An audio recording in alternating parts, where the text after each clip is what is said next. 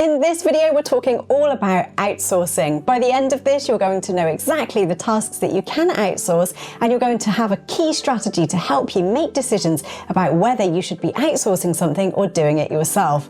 If you get this right, you're going to unlock unlimited potential and growth in your business.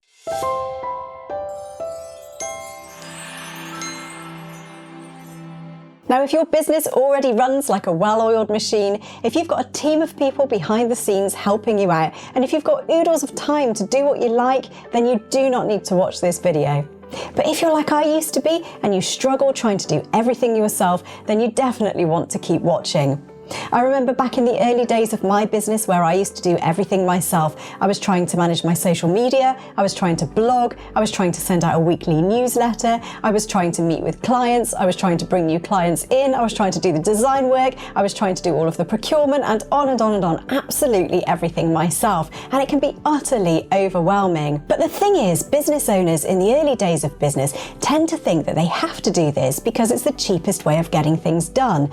After all, if you're doing everything yourself, you're saving money, right? Wrong. In fact, it actually costs you money to do everything yourself. I know that that sounds odd, but it's true. You see, there's an opportunity cost to everything that you're doing. Whilst you're spending the time writing a blog post or creating social media posts, that could be time that you could spend bringing in new clients that brings revenue into your business. Let's use an analogy to help us explain. If you've got a Michelin-starred restaurant, you don't expect that Michelin-starred chef to be washing the dishes. Sure, washing the dishes is a super important part of getting that Michelin star for that restaurant, but it's not where the chef should be focusing his or her efforts. And it's the same in your interior design business. Yes, of course, creating social media posts and writing blog posts and all of those things is super important, but that doesn't mean to say that it's the best place for you to be spending your energy and your efforts. You will add more value and more income to your business if you focus on the tasks that are within what we call our zone of genius.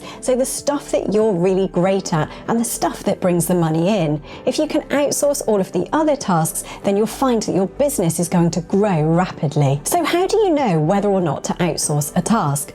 Well, the key is in finding out really how much value you place on your own time. If you employed yourself, how much would you be paying yourself per hour to do each of those tasks? That can act as a real benchmark for you to decide whether a task is something that you should be doing yourself or whether it's something you should be outsourcing to somebody else. There are 3 questions that you can ask to help you to decide whether or not to outsource a task. Question 1, is it cheaper for me to outsource this versus my hourly rate? That can help you decide whether or not you're better off paying somebody else to do that task for you. Question number 2, will the quality be better or the same if I outsource it? So as much as we'd like to be amazing at everything we do, the truth is that our zones of genius are really the places that we should be focusing our efforts. If you can outsource something, let's say social media, to somebody who's really good at it and does it as their day job, the chances are that they're actually going to do it a little bit better than you can. And question 3 is equally valid and equally as important. It's simply, do I dislike doing this task?